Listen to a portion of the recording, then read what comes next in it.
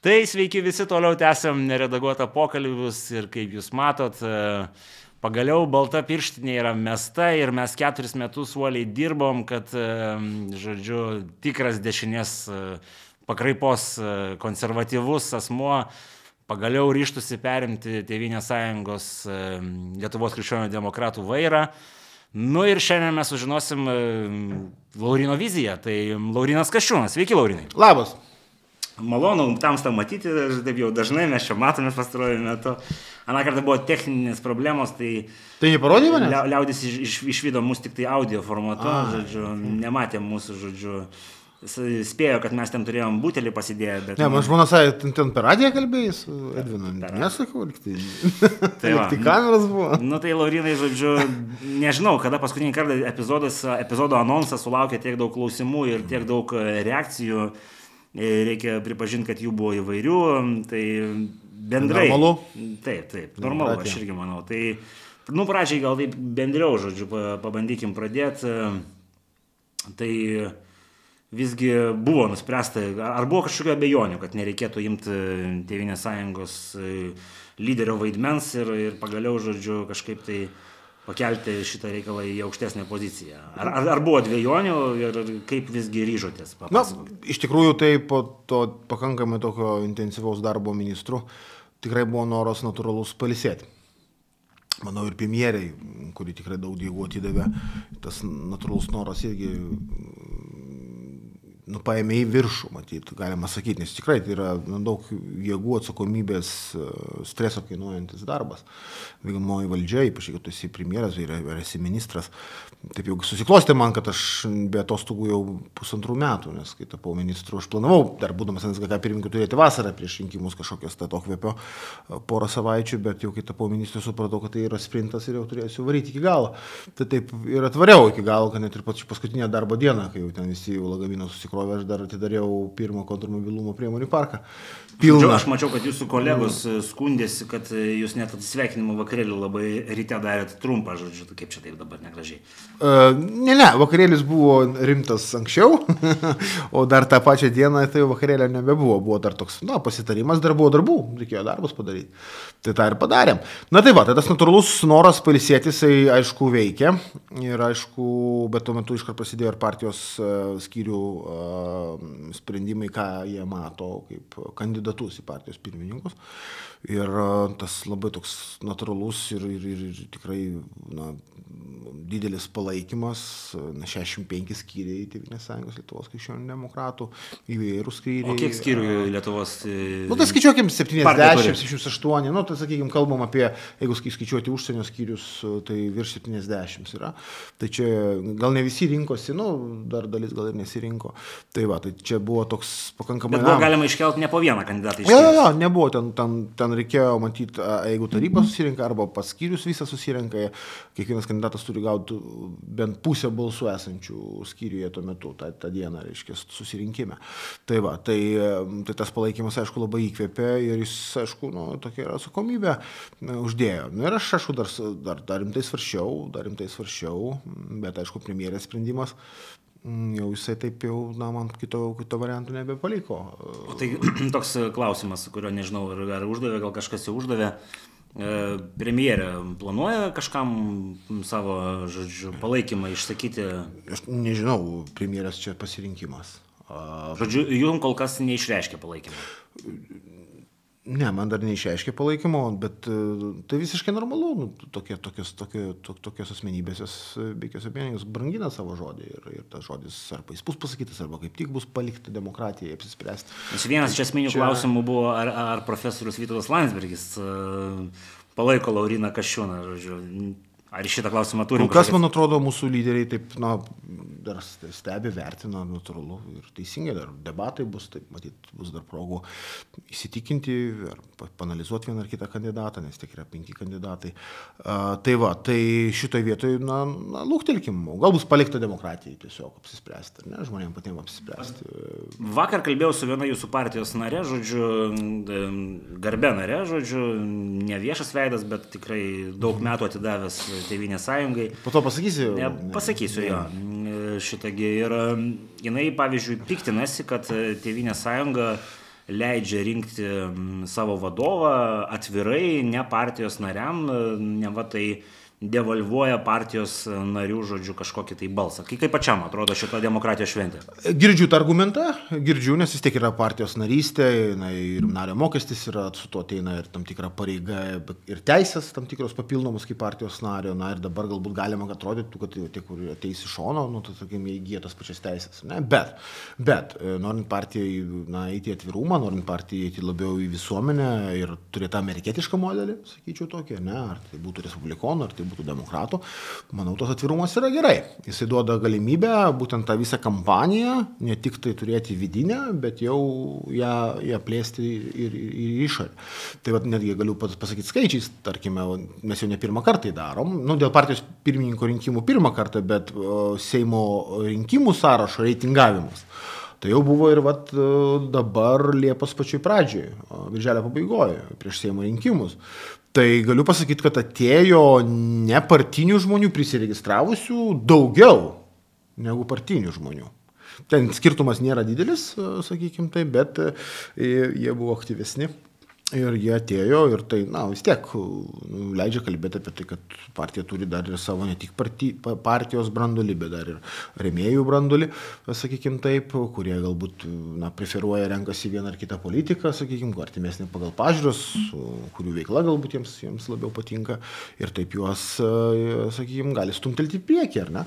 Tai aš manau, kad čia toks visai, geras amerikietiškos tradicijos tokia,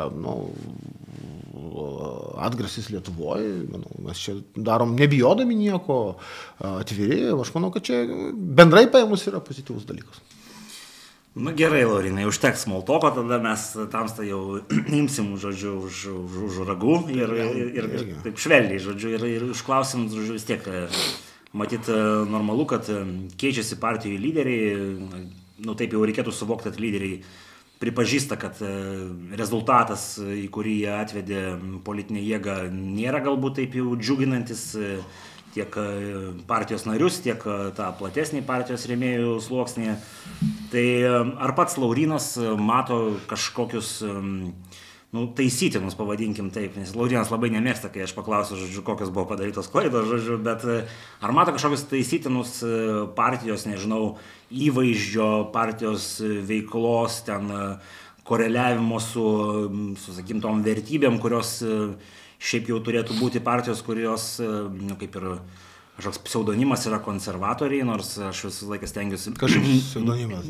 Tas jis toks yra naudojamas, bet to žodžio nebėra, jis yra ištrintas. Tai va, tai ar yra kažkokių dalykų, kurie matosi, žodžiu, kad ne tai buvo, ne ten buvo nuvairuotas laivas? Pirma, aš tikrai, aišku, pasakysiu, kad aš tikrai gerbiu Ingridą Šimonytę. Tikrai, nuoširdžiai tą sakau ir aš tą kartosiu visose bendruomenėse, kontekstuose, kur galbūt... Bet partija nuo 16 metų vairuoja ne Ingrida Šimonytė. Jo, bet jai matyt teko tas pagrindinis dabar vaidmuo, sakykime, kaip premjerė, kaip pagrindiniam veidui. Ir aš mačiau, kiek reikėjo energijos ir jėgų įdėti daug dalykų, nes buvo krizės, pradėjom su COVID, po to migracija, sutvarkėm migraciją, tiesą sakant, ar ne, ir sutvarkėm pakankamai, kalbam apie nelegalią migraciją, 21 metų tą krizę. Žinoma, ta versija, kad sutvarkėm tada, kai atvažiavo komisarė ir leido. Tai čia savaitės 2 klausimus, paėmėm ir sutvarkėm, tai tik tai pastatėm apgrįžimą, pradėjom, pastatėm tvorą, per metus kai kurios dar kaiminės šalys iki šiol nespėjo dar tos tvoros pasistatyti. Tai turim dabar vieną moderniausių Europos Sąjungoje išorinių sistemų stebėjimo ir apsaugos kaip tokios, sienos apsaugos sistemų vienas stipriausių turim. Bet kas įdomiau, jeigu taip žiūrėti giluminius dalykus, tai dar tada 21-ais, kai reikėjo ryštis tam grįžimui dėl tų jautrumų, kuriuos tu puikiai žinai, vakaruose dar nebuvo iki galo aišku, kaip visą tai bus vertinama, ar ne, ten buvo pareiškimų, mes negalim atstuminėti, reikia visus priimti. Žinom tą visą diskursą ir mes padarėm labai, sakyčiau, drąsų sprendimą ir šiandien manau, kad tas mūsų diskursas, mūsų aiškinimas, jisai laimėjęs yra ir daug dabar politinių jėgų, ypač centro dešinės politinių jėgų, žvilgtelkime į Merco krikščionis demokratus Vokietijoje, jie kalba apie stipresnę, griežtesnę migracijos politiką. Švedų moderatai, kurie labai vis laik buvo tokie centristiniai ir atviros Švedijos šalininkai, dabar irgi kalba apie tai, kad reikia čia jau negrįžtamumo stadija, reikia kažką daryti, ar ne, su šitais klausimais. Tai tam natūralu, kad mes parodėm tam tikrą pavyzdį ir daug per porą metų įvyko tas man labai patinka, kaip Laurinas atsakinėja į klausimus. Jo paklausė, žodžiu, ar buvo... Ne, tai aš tik pradėjau. Tai aš tik pradėjau. Tai va, tai kadangi patikslinai, turėjau atsakyti. Tai va, tai po to žiūrime ekonominius rodiklius, ar ne? Valstybė ant gerų bėgių.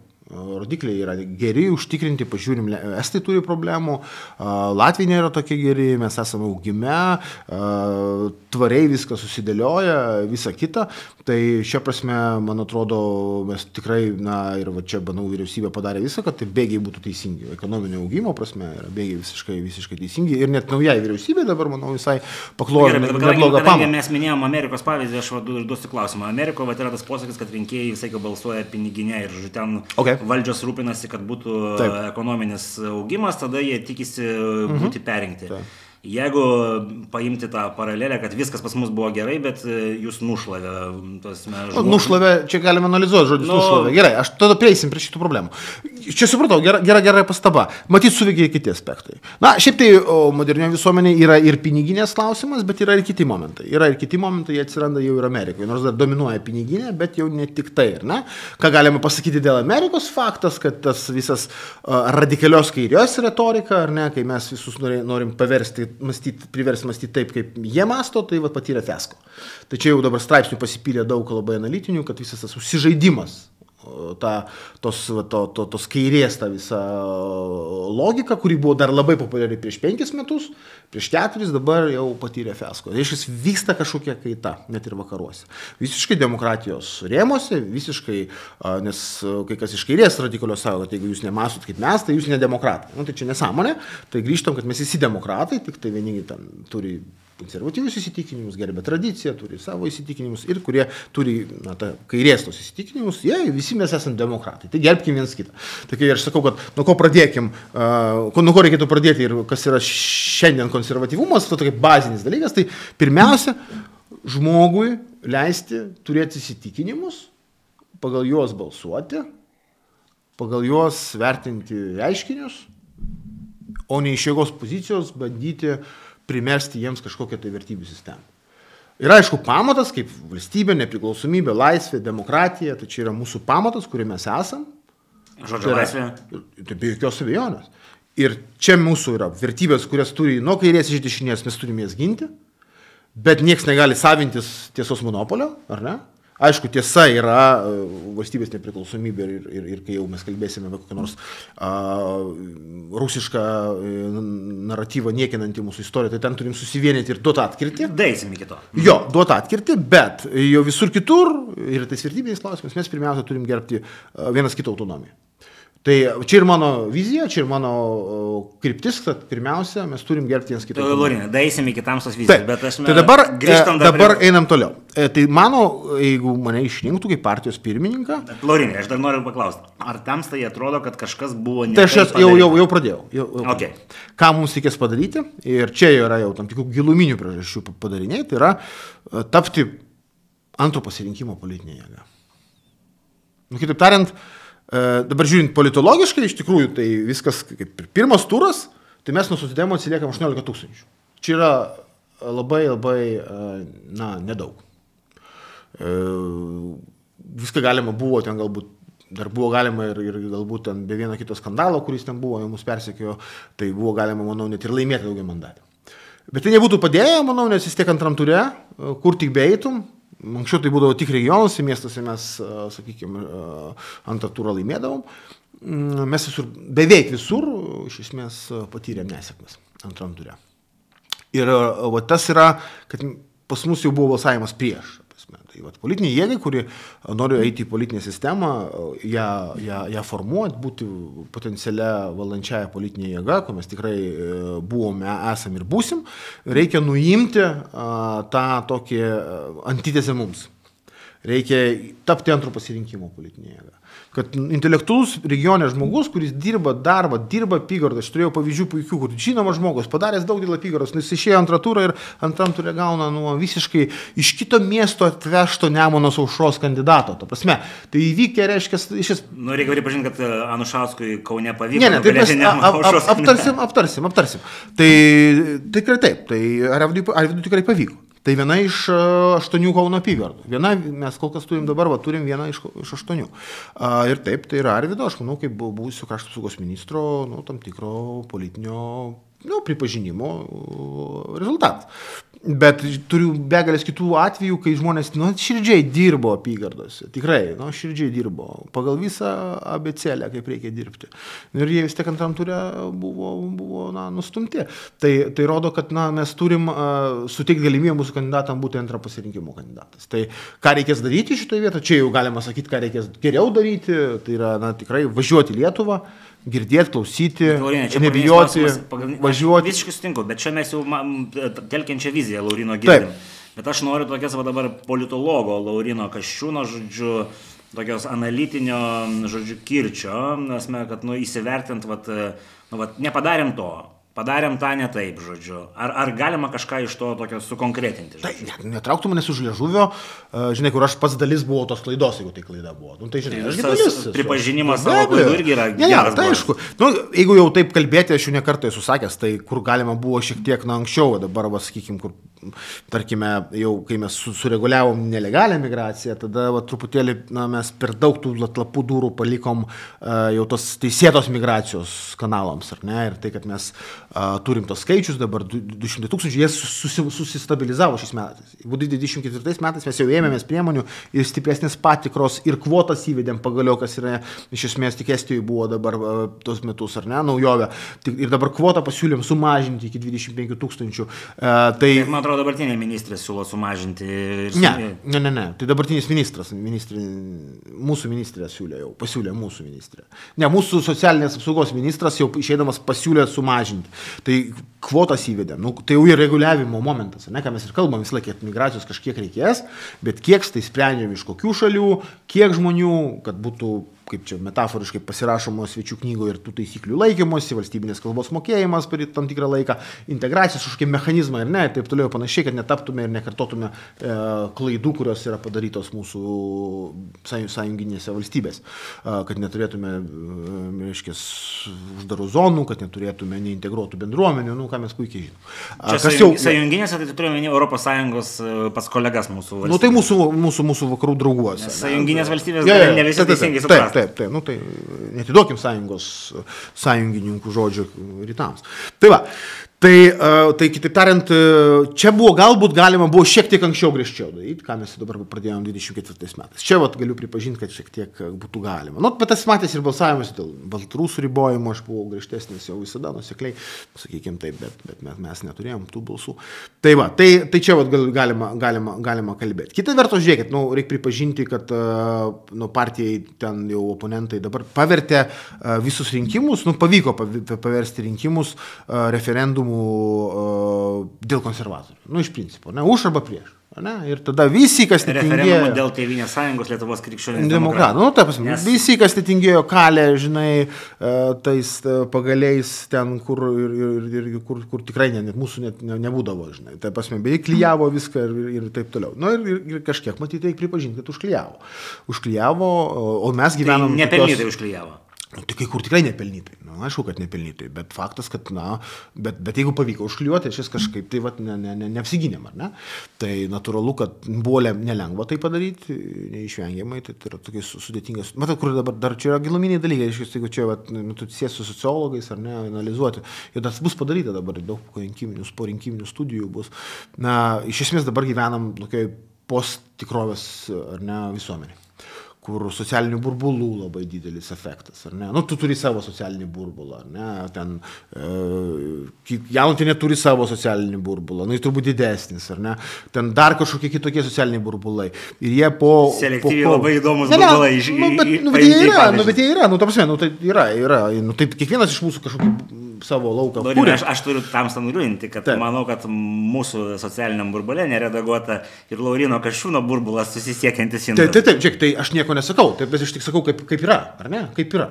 Ir natūralu, kad jau tose post-truth society, post-tikrovės visuomeniai atsiranda įvairūs naratyvai, kur jau nebėra tiesos ir netiesos ir melo kažkokios patikros. Ar ne? Ir ten jau lipdo viską, ta prasme, ir tada tas prilipdymas ateina ant politinės jėgos, ir tu jau ten nebeverifikuoji, ten teisybė, kas čia sakoma, neteisybė, ir natūralu, kad tada gintis yra labai sudėtinga.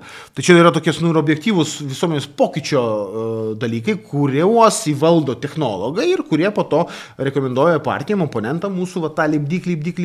Tai jiems problema buvo visą laiką, kad jų 6 ir jos visos prieš mus, tai žinai, tai leidžia mūsų brandulį vis tiek konsoliduotis tam tikrą prasme, ir tas šiek tiek vyko, bet jie tarpusavį konkuruoja, kasgi bus tas, kuris daugiau primuš konservatorių. Ne? Dabar valdžio konservatorių nebus, bet jie vis dar mus muša.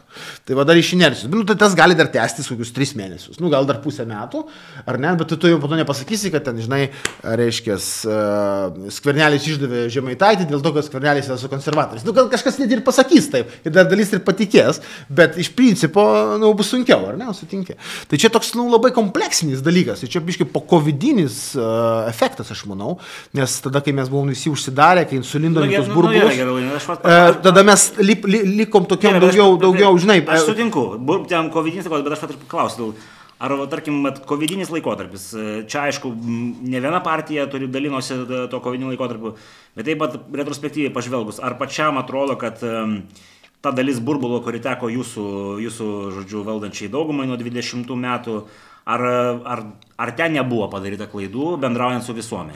Aš manau, kad tikrai tai be abejo, kad visada tų klaidų buvo padaryta. Tai ir svarbiausia yra, pasakyti aiškiai, kad mes esam klystantis. Tu klysti gyvenime, bet tada taisaisi, kai pripažįsti klaidą. Čia esminė nuostata, ta prasme, ne visą laiką tu visažinis esi. Tai galbūt tokio, sakykime, tokio požiūrio gali būti daugiau, tokio, suvokimo, kad tu turi girdėti, klausyti, ar ne, kad tu esi ne aukščiau už kitus, o esi kartu su kitais, tokių dalykų, kartais galėjau tokių įvaizdžių vaizdinių susidaryti. Aš prie to ir vedu, nes yra tas, galbūt Laurinas sakys, kad nėra tokio mito, politinės komunikacijos mitas, klijuojama arogancijos etiketė Tėvynės sąjungos Lietuvos krikščionių partijai. Ar čia yra kažkas taisytino tam bendravime su visuomenė? Nes mes turim tą stereotipinį ten pirmos, antros Lietuvos kažkokį susipriešimą, sakim taip, didmiesčiai arba ten Vilnius versus visa kita Lietuva. Pribaigė Laurinas kavą, paėmėm tik vieną, reikėjo kokias 3 iš karto. Tai va čia, nes ten aišku, su politinė komunikacija aš pripažįstu, kad tikrai ne tik Tėvynės sąjungai buvo problemų, nes mes visi irgi puikiai prisimenam Skvernelio premjeravimo laikotarpį ir tą žodžiu, bet kažkuria prasme buvo pakelta į dar aukštesnį lygį, neva žodžiu, mes žinom, mes ekspertai ir panašiai. Tai klausimas, ar čia politinė vadovybė tuometinė kažkaip tai tamstos akimis žiūrint galėjo šitą reikalą suvaldyti. Vėlgi, tu mane stumi į kažkokią kritiką. Kadangi aš dalis buvau vyriausybės, tai aš dalis ir pats priimu problemos, kad aš pats problemos dalis, ar ne? Tai čia ir taip reikia aiškiai sakyti. Ir pasakyti labai aiškiai tai, kad dabar ką aš daryčiau, pirmiausia, tai iš tikrųjų, formulė tokia, atgauti pozicijas miestuose, nes Kaune 1 apygarda iš 8, Vilniuje 6 iš 13, ar ne, ir važiuoti į Lietuvą. Važiuoti į Lietuvą, turėti penktadienį regionuose, darbas penktadienis regionuose, frakcijos išvažiuojamieji posėdžiai regionus, būtinai, tai yra privalu. Ir ėjimas su žmonėm kalbėtis. Ta prasme, ir pagal tai modeliuoti po to, aišku, savo programą, planą siūlyti ir taip toliau. Tai šitą reikės daryti labai intensyviai. Aš tikiu, kad bet kuris pirmininkas, kuris bus išrinktas, jis tai ir darys. Ok, tai kadangi mes ne visus pirmininkus dabar kalbinam, o tik tai Lauriną... Tai pakalbinkit visus. Ne, nekalbinsim visų, dėl tam tikrų niuansų, žodžiu, bet... Demokratija. Ne, mes esam dešinės pakraipos politinis kanalas ir turim savo teisę, žodžiu, selektyviai rinktis, su kuo norim kalbėti. Kartais pasikviečiam, tai va. Tai Laurino vizija, žodžiu, kalbėtis su visais, jeigu dar kažkaip tai tą formulę Laurino vizijos įvardint plačiau, žodžiu, kas dar, iš ko dar susideda ta vizija? Visos Lietuvos partija. Tėvynės sąjunga, Lietuvos krikščionys demokratai, visos Lietuvos politinė partija. Linko aš lenkiu, vėl pasakysiu, nes kadangi yra tas pseudonimas partijos konservatoriai ir nemažai neredaguota burbulė, sakykime taip, esančių žmonių, kuris jau nėra toks mažas, reikia pripažinti, sako, kad... Taip, šaunuolis tikrai. Laurinas dabar čia... Sumažėjo per tą mėnesį, ar ne? Padidėjo. Matai? Taip, atostogas yra gerai. Tai va, tai pagrindinė mintis yra ta, kad konservatyvios partijos statusą partija prarado ir yra keliamas klausimas, ar Laurinas, vieni sako, kad net ir su Laurinu nepavyks jo susigrąžinti, kiti sako, kad Laurinas yra vienintelė išeitis šitai partijai vėl atstovauti konservatyvią Lietuvos visuomenės dalį. Tai konservatyvumas Tamstos programoje, kokią vietą užima, žodžiu, ir kaip pats suprantat konservatyvumą, nes mes esam girdėję įvairių konservatyvumo versijų ir nuo jos skiriasi. Tai be abejo, nes konservatizmas jis yra kontekstalus. Jis kiekvienoje epochoje jis turi savo bruožų. Ne? Kaip ir minėjau, dabar konservatyvų jau sakyti labai paprastą dalyką. Žiūrėkit, jūs mėly kairieji, ar ne, kurie norite visus pagal savo šabloną paversti, o kurie ne pagal jūsų šabloną jau yra, pagal jūsų tolerancijos sampratą yra kažkokia tai labai toli į dešinę, kažkokie ne 21 amžiaus žmonės, ar ne, sakykime, nemodernus, ne postmodernus. Tai šitam aš tikrai pasakysiu ne ir sakau, žiūrėkit, mes turim požiūrį kiekvienas, turim pasaulyje žiūrą ir gerbkit mano autonomiją, apsisprendimą, taip kaip aš mąstau ir kaip aš renkuosi. Žiūrėdamas į vieną ar kitą vertybinį klausimą, ar ne, priimdamas vieną ar kitą vertybinį socialinį sprendimą. Tai čia yra esminė dalyka. Pirmiausia, autonomija. Tai ką aš galiu pasakyti, kad dabar, na tarkime, jeigu mane išrinktų, tai frakcija, jeigu ten būtų vertybiniai klausimai, visi turės išsaugoti, turės savo pasaulėžiūrą ir pagal tą pasaulėžiūrą balsuoti. Kitaip tariant, jeigu reikės balsuoti. Catch-all ar konservatyvi partija? Konservatyvi, centro dešinės, catch-all partija. Čia skamba kaip tai konservatyvi. Ne, žiūrėk. Pirmiausia, turėkim galvoj, kad, politikoje, šiuolaikinėje politikoje, viskas dabar yra persimaišę. Aš irgi visada tikėjau ir galvojau, kad, žinai, anksčiau, kad žmogus, kuris yra krikščioniškas demokratas, tarkim, ne, gerbintis krikščionišką tradiciją, katalikas, tada susijungia iš karto su pagarba tautiniam idėjom ir iš čia eina valia ginti valstybę, atsiranda toks įkvėpimas, istorinė atmintis ir panašiai. Ir turbūt dalinai taip ir yra. Bet aš sutikau nuostabių žmonių, kurie yra vertybiškai liberalūs, jie už vienalytes santuokas, ar ne, jie už, sakykime taip, vertybiškai liberalūs. Bet lygiai taip pat gerbė mūsų istoriją, yra ypatingai už valstybės nepriklausomybę, laisvę, aukoja, remia Ukrainą ir rizikuoja savo gyvybę, eina į šaulius, į kariuomenę, pasakyti. Tai kam man, sakykime taip, skirstyto žmonės? Jie visi yra, bet kuriuos su skirtumais savo, yra vienoje pusėje, Lietuvos pusėje. Tai čia yra esminis dalykas. Susitikim, tu būk vertybiškai liberalus, gerai, aš būsiu vertybiškai liberalus, tu būk konservatyvus. Bet mes sutarėm dėl to, kad mūsų valstybė yra egzistencinis pavojus ir suprogiam dar ir tai, jeigu mes kalsimės dėl kažkokių dalykų, kurie gali suskaldyti mus ir mūsų tapatybę ir mes nebeturėsim su ko vienas su kitu pasišnekėti netgi, sutarti dėl ko, ar ne, tai bus tragedija. Tai mes turim susėst, surasti dėl ko sutarėm ir judėti bendrų laivų į priekį, kad mes valstybę išsaugotume, kad mūsų vaikai augtų, kad mūsų, žinai, gautų čia, mokintųsi lietuviškai kalbėti ir galėtų kurti savo ateitį čia Lietuvoje. Vat apie ką mes kalbam. Tai čia yra, sutik, kad nebegali taip imti ir taip biologizuoti. Bet tarkim, jūsų politinė jėgoje yra tokia, tarkim, labai įvairus požiūris, sakykime, į Birželio sukilimą. Kas jau šiaip mano manimu konservatyvioji politinė jėgoje, gerbiančioji valstybės istoriją, žodžiu, turėtų būti, kažkaip tai kažkoks, aksioma. Tai, kaip pačiam atrodo? Man pačiam, tu žinai, man klausimų nekyla. Dėl pačio sukilimo ir svarbos mūsų valstybingumo byloje, man jokių klausimų nekyla. Bet šią prasme tai yra labai geras klausimas, tai yra susėsti ir pašnekėti. Ne iš jėgos pozicijų, bet susėsti, pasikviesti istorikus ir pasikalbėti. Ir išsiaiškinti, kur yra problema. Štai ir viskas. Pasprendimas. Dialogo, normalaus pokalbio kultūra, kurios galbūt dabar dažnai Lietuvoje nebėra. Grįžkim prie to. Ir į konservatyvų. Taip, dialogo kultūrą visiškai sutinku. Tai vadinasi, Laurynas už dialogą, už krikščioniškas vertybės ir už pagarbą kitų žmonių pasirinkimų. Absoliučiai. Gerai, bet tai vat klausimas yra tada toks. Čia vėl Mercas gerai yra pasakęs, dabar jeigu leisit, dabar kažkiam kontekste.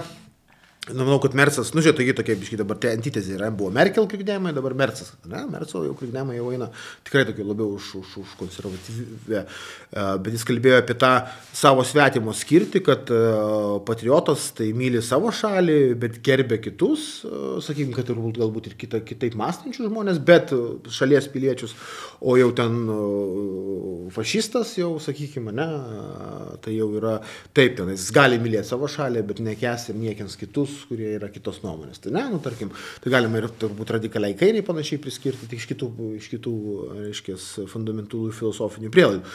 Tai man Merco požiūris yra artimas. Prasme, aš myliu savo valstybę, gerbiu ją, darysiu visą, kad jin būtų stipri ir laisva ir ieškosiu net ir kitaip mąstančiai žmonėmis sąlyčio taškų, nes tas mūsų valstybės laivas negali būti išsiūbuotas. Linko aš lenkiu. Vat, klausimas yra pakankamai paprastas. Visos Lietuvos partija.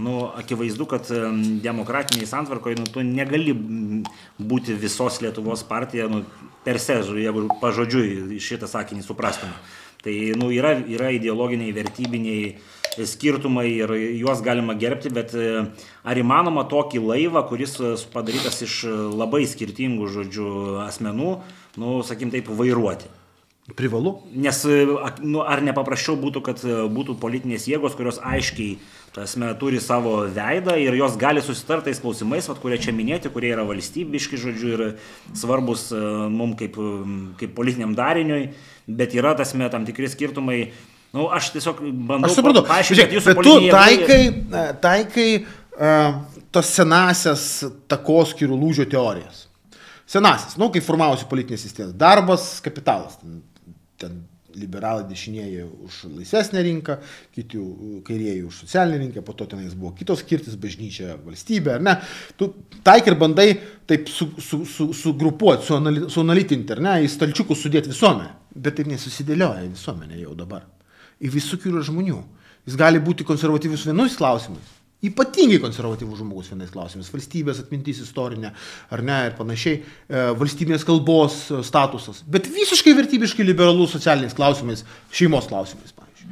Ir kaip tu jį topologizuosi? Kam tu jį į stalčių bandai įdėti? Nacionaldemokratai. Ne, bet kam tada į stalčių įdėti, ar ne? Pavyzdžiui, aš turėjau nuostabų patarėją dabar, labai trumpą laiką iš Laisvės partijos. Arūnas Šileris. Valstybinės kalbos apologetas. Tik stiprinti, bet vertybiškai liberalus. Kodėl mes su juo negalim dirbti kartu? Tai aš ir sakau, jūs ir dirbot kartu, bet čia, žodžiu... Tai analitiškai tą dėlioti, tai yra 20 amžiaus dėlionės. Jos moksliškai pagrįstos, bet dabar jau yra kitaip. Pagal šitą poziciją tada į Tėvynės sąjungą galima integruoti ir Liberalų sąjūdį, ir Laisvės partiją, galbūt ir Skvernelio demokratų. Apie partijas aš nekalbu. Aš kalbu apie žmonės. Apie Lietuvos Respublikos piliečius, kurie galbūt gali būti liberalesni už Kasčiūną socialiniais klausimais, bet jie mato, kad Kasčiūnas daro viską su savo komanda, su savo bendruomenė, kad stiprint valstybės gynybą, kad stiprint valstybingumą, kad stiprint valstybinę kalbą ir kitus dalykus, ar ne? Tai kodėl man neremti Kasčiūno, kuris nuoširdžiai, galbūt kai kuriais klausimais mes su juo nesutarėm, nuoširdžiai stengiasi kiekvieno ir kitoj srity. Kodėl? Jo, aš tai kam bet mes dabar kalbam ne apie premjerą Lauryną Kasčiūną potencialiai, bet apie Lauryną Kasčiūną potencialiai Tėvynės sąjungos Lietuvos krikščionių demokratų. Tai kuo tada Tėvynės sąjungos Lietuvos krikščionių demokratai partija skirsis nuo kitų politinių jėgų, jeigu visi gali joininti, jeigu jie tiesiog mato, kad Lietuva yra svarbu. Jeigu tik tai yra kriterijus. Skirsis gebėjimais padaryti darbą. Get things done. Ėmėm pokytį gynyboje ir darai gynyboje. Žmonėms reikia pokyčio ir šitie gali padaryti pokytį. Ir galbūt kažkur aš su juo nepritariu, bet jisai padarė pokytį. Ir kodėl man jo neparemti už tai, kad jis kitur srity, kurį man svarbi irgi padarė pokytį ir pasiekė rezultatą. get things done. Mes būsim tie, kurie eis į rezultatą ir pasieksim jį. Tai jeigu aš teisingai suprantu, pats nesat, žodžiu, šalininkas, kad politinė jėga turėtų kažkokią tokią, kietesnę struktūrą. Ne, struktūra visai gerai yra. Struktūra, politinė jėga turi turėti ir savo krepšinio komandą, gerai, futbolo komandą, po to galbūt ir krepšinio komandą, tinklinę komandą, chorą, viską paramos Ukrainai dalinį. Va, viena idėja, ką galima bus daryti, nes čia yra, mane labai remia ir Ukrainos mūsų volonterai važiuojantis į Ukrainą, tai ačiū jiems ir... Kai kurie taip remia, kad net iš savo partijos gauna per galvą šiek tiek. Ne, bet šaunuolis, tikrai, Šarūnai tikrai ačiū noriu pasakyti, bet matosi, kad žmonės pakyla nuo su partinių dalykų ir pasako, bet gražiai pasakė, aš nesu tai partijai, bet matau tą žmogų. Tai čia ir drąsos reikia, ir žmogus, matau, kad ir tipiškai stiprus. Vat pavyzdys, ar ne? Vat ką mums čia dabar su Šarūnu. Vat reikia Šarūnus kažkoks, paskambins man, sakys, vat čia yra tas problema. Aš padarysiu visą, kad spręsiu jo problemą, jeigu reikės. Ar ne? Vat paimsim ir padarysim. Nes koks skirtumas kokiai partijai, kitoj. Nesvarbu, mes turim bendrą reikalą padėti Ukrainai. Tai kur čia problema?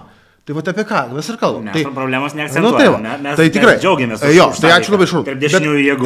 Bet žodžiu, mintis labai paprasta, ta prasme, kad už stiprią struktūrą partija gali tikrai turėti dar stipresnį struktūrą net ir dabar.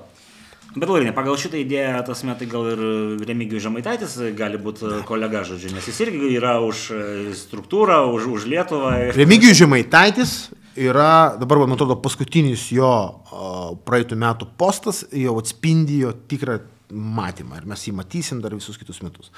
Jisai užsipuolė, žinai, kai tu negalėjai tiesiogiai pagirti rusų, nes, tada jau turi problemų.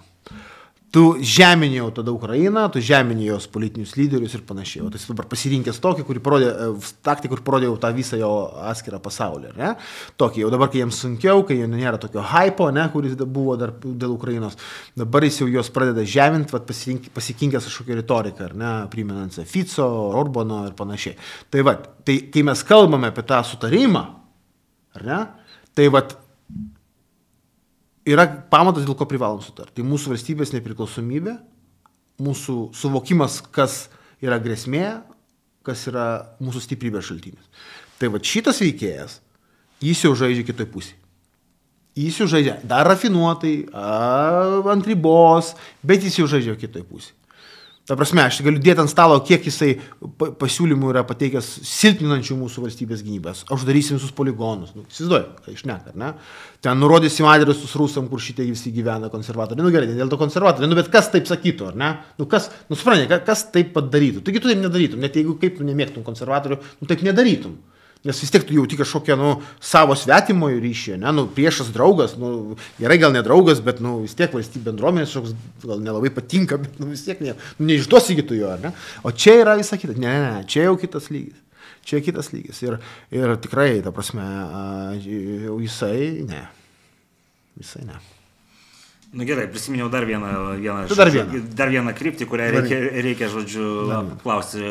Mes žinom, kad yra, žodžiu, žaliojo kurso virusas ir ta prasme akivaizdu, kad šiek tiek kinta ir mes čia Europoje esam tie, tokie, kurie matyti, jeigu nuskęs šitas laivas, tai mes būsim jo, žodžiu, smaigalyje, kuris pirmas pasieks dugną.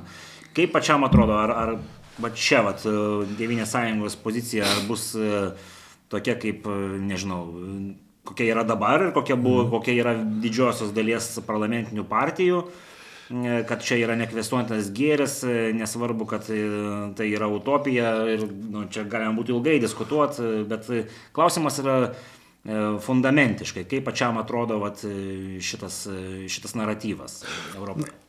Čia buvo klausimas, atėjo žurnalistai manęs paklausė apie gynybos fondo idėją, jinai pradės veikti tik 28 metais, matyti, nes tai yra europinės apsukos.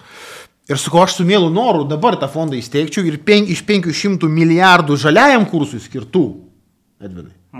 Bent 100 kokią atiduočiau gynybos fondui. Tai supranti, tai čia rodo mano požiūrį.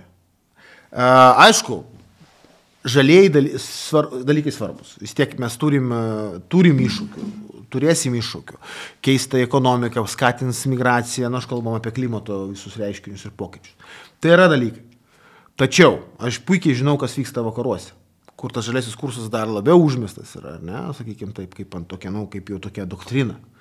Ir tai kerta per socialinius dalykus, kerta per kainas ir kerta per socialinę atskirtį. Kad tie žmonės, kurie ir taip, sakykime, jau daug metų nejaučia pokyčio, čia vakarų problema, jie dar gauna žaliojo kurso, sakykime, svorį, tą neigiamą svorį. Ir tada jau jiems ten neveikia tie klimato kaitos argumentai, jie žiūri tą piniginę, kurią tu sakai, ir žiūri, kad jo vis mažiau ir mažiau. Ir tada, kai tu žiūri, kad radikalizuojasi visuomenės, tai ne tik dėl migracijos, bet ir dėl žaliojo kurso.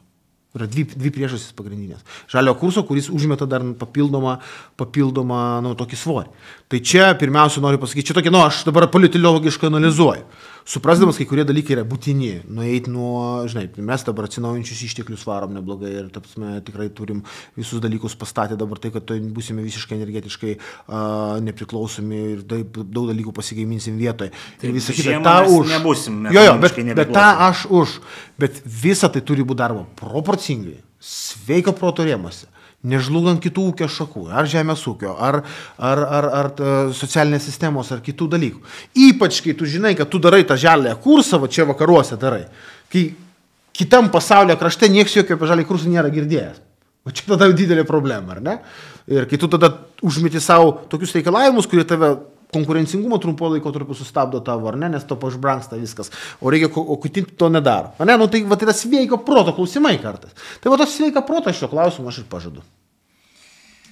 Gerai, Laurinai, sveikas protas. Tai aš vis tiek tamstai norėsiu dar keletą klausimų. Gal užduoti po šitągi paužsklandas. Jau kažkienas dabar nori žodžiu.